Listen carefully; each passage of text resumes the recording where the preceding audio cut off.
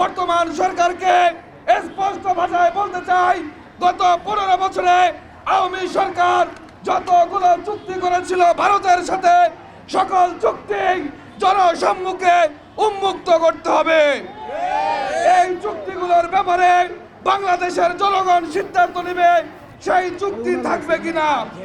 আমরা আরো বলতে চাই, ভারত যদি বাংলাদেশের ব্যাপারে একটু নাক গলানোর চেষ্টা করে, আমরা 7 সিস্টারে হাত দিয়ে দেব।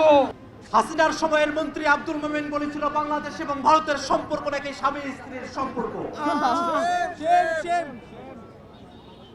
এই দক্ষিণ ভারতে স্বামী স্ত্রীর সম্পর্ক কর্তৃত্ব এবং অধীনতার সম্পর্ক। আব্দুল মোমেন তার কথার মধ্য দিয়ে ভারতকে কর্তৃত্বের জায়গায় এবং বাংলাদেশকে অধীনস্থের জায়গায় বুঝিয়েছিলেন। বাংলাদেশের মানুষ স্পষ্ট করে ঘোষণা করে বাংলাদেশ এবং ভারতের সম্পর্ক কোনোভাবেই স্বামী স্ত্রীর সম্পর্ক নয়।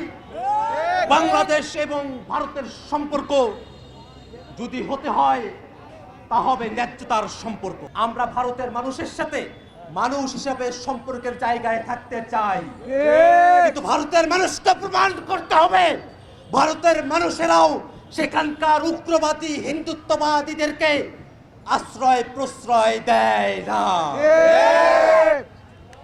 আমরা বাংলাদেশের মানুষের কাছে আহ্বান রাখবো, অনেক সময় অনেক চটকদার কর্মসূচি নিয়ে আপনাদের সামনে হাজির হওয়া হবে, ফাঁদে ফেলবার চেষ্টা করা হবে। এটা ভারতের গোয়েন্দা বাহিনীরাই এই কাজগুলো করিয়ে থাকতে পারে। আপনাদের কাছে আহ্বান থাকবে, বিভিন্ন সময়ে বাংলাদেশের মানুষ যে বিজ্ঞতার পরিচয় দিয়েছেন, যে কোনো ফাঁদের ব্যাপারে সতর্ক থাকবেন।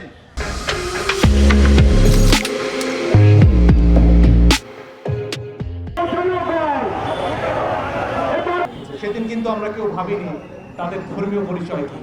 আমরা সবাই বাংলাদেশের নাগরিক হিসেবে লড়াই করেছি এবং লড়াই করে যাব। হিন্দু, মুসলমান, বৌদ্ধ, খ্রিস্টান, আমরা সবাই বাংলাদেশের নাগরিক হিসেবে বাঁচতে চেয়েছি। পতিত স্বৈরাচার শেখ হাসিনা আর তার প্রতিপালক নরেন্দ্র মোদী সেটা চাননি।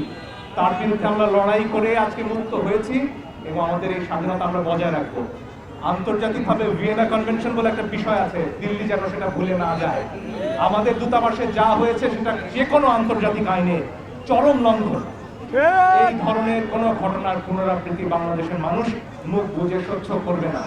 আমরা ঐক্যবদ্ধ আছি। আমরা জানি প্রশ্নটা ধর্মের নয়, প্রশ্নটা এক সাম্রাজ্যবাদের শক্তি আরেকজনের উপর, আরেক দেশের সার্বভৌমত্বের উপর নিজেকে চাপিয়ে দেয়া। বাংলাদেশ এই শক্তির চাপ আর মেনে নেবে না। বন্ধুত্বের হাত সারা পৃথিবীর দিকে বাড়িয়ে রেখেছি, সেই বন্ধুত্বের হাত গ্রহণ করুন।